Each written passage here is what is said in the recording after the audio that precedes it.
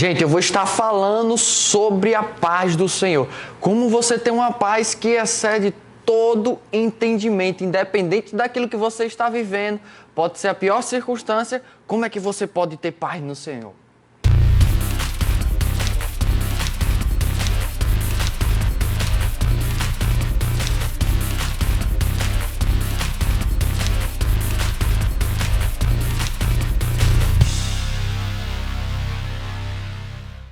Fala, gente, tudo bom com vocês? Eu sou Murilo Albuquerque e eu queria dizer que você é muito bem-vindo a estar participando desse Boletim da Fé. Eu creio que Deus vai estar falando coisas contigo tremendamente. Então, anota os versículos, anota aquilo que vai estar sendo falado, acompanha na tua Bíblia, dá curtida, deixa aí o teu comentário para a gente ver, tá junto contigo nessa jornada aí. E sempre fica acompanhando, que a gente sempre tem um Boletim da Fé de meio-dia e de noite, 19 horas, tá certo? E a gente vai estar aqui, eu queria compartilhar com vocês um pouquinho da carta de Filipenses. Então já deixa aberta aí a carta de Filipenses, que a gente vai estar estudando só um pouquinho do que essa carta tem para nós, a preciosidade. Vamos tirar um pouquinho do ouro que essa carta tem para mim e para você nesse Boletim da Fé. E eu queria que você já abrisse a sua Bíblia mesmo em Filipenses, no capítulo 2. A gente vai estar lendo. Eu queria que você ficasse focado mesmo. O ambiente que você está aí é você quem vai determinar esse ambiente. E eu creio que você já está começando certo, porque você já está começando com um Boletim da Fé. E você está criando um ambiente de fé aí na sua casa, aí no seu trabalho, aonde você estiver. Tá bom? Então vamos lá. Filipenses, no capítulo 2, vamos começar no verso 13. Porque Deus é quem efetua em vós tanto querer como realizar, segundo a sua boa vontade. Fazei tudo sem murmurações nem contendas, para que vos torneis irrepreensíveis e sinceros, filhos de Deus, inculpáveis no meio de uma geração pervertida e corrupta, na qual resplandeceis como luzeiros no mundo. Eu queria que vocês entendessem, eu vou trazer um pouquinho do contexto dessa carta de Filipenses. Essa carta de Filipenses foi Paulo que escreveu para a igreja de Filipos, e ele escreveu quando ele estava na prisão. E se você recordar, a prisão de antigamente não era uma prisão feita hoje em dia. E outra, ele estava preso lá pela Itália, ou seja, estava num lugar frio, numa época muito fria. Tanto é que ele pede para Timóteo trazer um cobertor para ele. E você vê as condições daquela prisão. Se as prisões de hoje em dia já é ruim, imagina uma prisão antigamente. Só para você recordar o cenário que Paulo estava, tudo aquilo que estava na frente de Paulo, recordando a Paulo. E ele fala para mim e para você, olhe, no verso 14, fazei tudo sem murmuração e nem contendas. Olha, e se você pensar, Paulo, ele foi preso porque ele estava anunciando o evangelho de Deus. Ele não foi preso porque estava fazendo coisa errada, que pegaram ele num crime, quebrando a lei. Não, nada disso. Paulo, ele foi preso porque ele estava anunciando o evangelho. As pessoas prenderam ele por isso. E ele podia estar muito bem murmurando aqui, dizendo, Senhor, por que eu fui preso? Senhor, olha isso que me aconteceu. Veja como a minha situação. Eu estava só pregando o teu evangelho, Senhor. Como é que o Senhor me bota numa situação dessa? Não, Paulo não estava fazendo isso. Tanto é que ele diz aqui, fazei tudo sem murmurações. Rebeca, uma das grandes ministras nossas aqui da nossa igreja, ela tem o costume de dizer que murmuração é o oxigênio do diabo. Então, se você quer dar força ao diabo, fale, murmure. Seja um cara que fique murmurando o tempo todo, isso aí você vai estar dando mais fôlego para o diabo e de contra a tua vida. Outra coisa também a tua fé vai estar diminuindo. Por quê? Porque você não vai estar crendo na palavra. Que quando murmurações chegam, a sua fé vai diminuir e você não mais vai estar crendo na palavra de Deus. Olha o quanto isso é ruim para nossas vidas. E ele diz aqui, ó, nem contendas. Ele podia estar muito bem gerando contendas entre as pessoas. Está vendo o que o Deus faz? Eu estava ministrando a palavra de Deus. Olha o meu lugar, olha onde eu estou agora. Vê a minha situação, como está a minha situação. E Paulo não fala isso. Paulo diz, ó, fazei tudo sem murmurações e nem contendas. E ele continua, para que vos torneis irrepreensíveis e sinceros, filhos de Deus inculpáveis. Se quisermos ser irrepreensíveis, sinceros e filhos de Deus inculpáveis, nós precisamos fazer tudo isso sem murmurar, sem gerar contendas. Precisamos fazer todas as nossas coisas sem murmuração, sem contenda.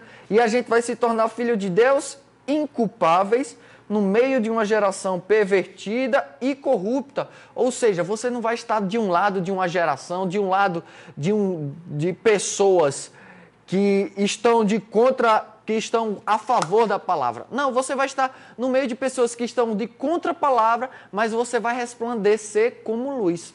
Você vai ser luzeiro naquele lugar.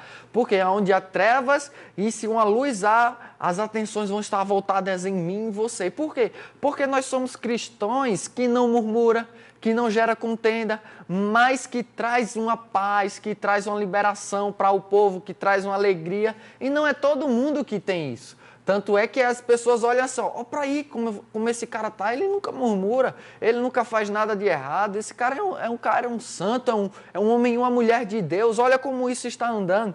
Então, as pessoas vão começar a ser atraídas pelo seu andar, a ser atraídas pela sua vida.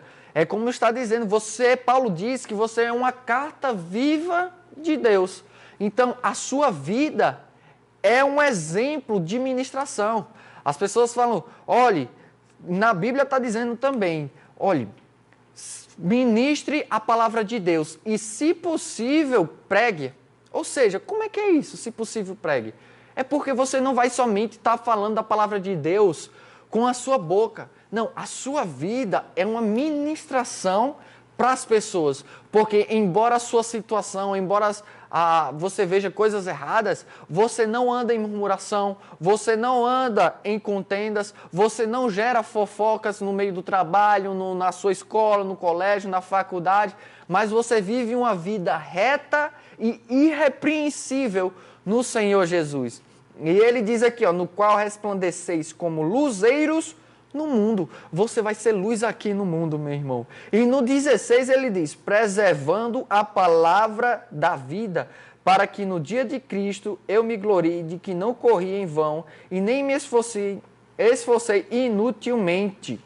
Ou seja, nós devemos preservar essa palavra, trazer com firmeza tudo aquilo que venha minar a palavra de Deus, que venha deixar a palavra de Deus fraca no teu coração, você deve deixar isso de lado, você deve se apartar disso, você deve considerar como anátema. Se vier alguma palavra, alguma frase que você medita e não está de acordo com a palavra de Deus, você deve se desfazer disso, porque não vai de encontro à palavra de Deus. Amém? Isso aqui é Paulo falando, e eu quero também lembrar a vocês, aqui ó, a mesma coisa, capítulo 4, vamos para o verso 4. Antes do 4, deixa eu ler o 3, ó. 3:1. Quanto ao mais, irmãos meus, alegrai-vos no Senhor. A mim não me desgosta e a segurança para vós outros para que vos outros que eu escreva as mesmas coisas. Ou seja, Paulo estava dizendo, ó, olha o tanto de importância que é você sempre está meditando nas mesmas coisas. Não está buscando revelações, mas buscar os fundamentos, buscar a palavra de Deus. Está tudo escrito aqui para mim e para você. Para nós andarmos em sucesso, para que o nosso caminho prospere, para que tudo aquilo que a gente faça dê certo. Está tudo aqui, ó, e ele diz, alegrai-vos no Senhor. Um cara que foi preso por anunciar um evangelho estava dizendo para mim e para você, olha, não fofoca, não gera contenda, não murmura e se alegra no Senhor.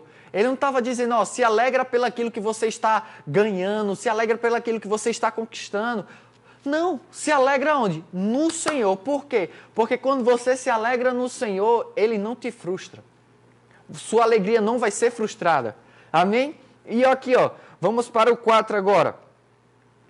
Filipenses 4. Portanto, meus irmãos, amados e muito saudosos, minha alegria e coroa, sim, amados, permanecei deste modo firmes no Senhor. A sua firmeza não deve estar em bens materiais, a sua firmeza não deve estar naquilo que você toca, naquilo que você conquista, como eu falei agora há pouco. A sua firmeza deve estar aonde? É no Senhor. É simplesmente isso. Se sua firmeza estiver no Senhor, você vai ser um jovem, ou uma mulher, ou um homem de Deus irrepreensível, inculpável, luzeiros no meio de uma geração pervertida e corrupta. Agora, no verso 4, ele diz: alegrai-vos sempre no Senhor. Outra vez digo, alegrai-vos. Paulo dizendo para mim e para você, se alegrar no Senhor. Seja a vossa moderação conhecida de todos os homens, perto está o Senhor. Agora, presta atenção no que Paulo está falando no verso 6. Filipenses 4, 6. Não andeis ansiosos de coisa alguma. Rapaz, Paulo, ele foi preso e aqui ele estava indo para ser sentenciado à morte. E ele está falando para mim e para você, não anda ansioso. Como é que uma pessoa presa, passando frio, passando fome, sem nenhuma necessidade para ser cumprida naquele lugar, dizendo para mim e para você, não anda ansioso, não anda ansioso. Como é que Paulo tinha esse pensamento? Como é que Paulo podia dizer isso para mim e para você? Ele tinha vida. E ele diz aqui, como uma pessoa não anda ansiosa. Como é que a gente não anda ansioso? Olha aqui, em tudo, porém, seja conhecidas diante de Deus as vossas petições, pela oração e pela súplica. Com o quê? Com ações de graças. Rapaz, como é que eu vou deixar de murmurar? Como é que eu não gero contenda? Como é que eu me alegro no Senhor? E como é que eu não ando ansioso? Ações de graças. Ele disse tudo aqui para mim e para você. Rapaz, ações de graças é uma chave aonde você não vai murmurar. Porque se você é grato por algo, como é que você vai estar murmurando por aquilo?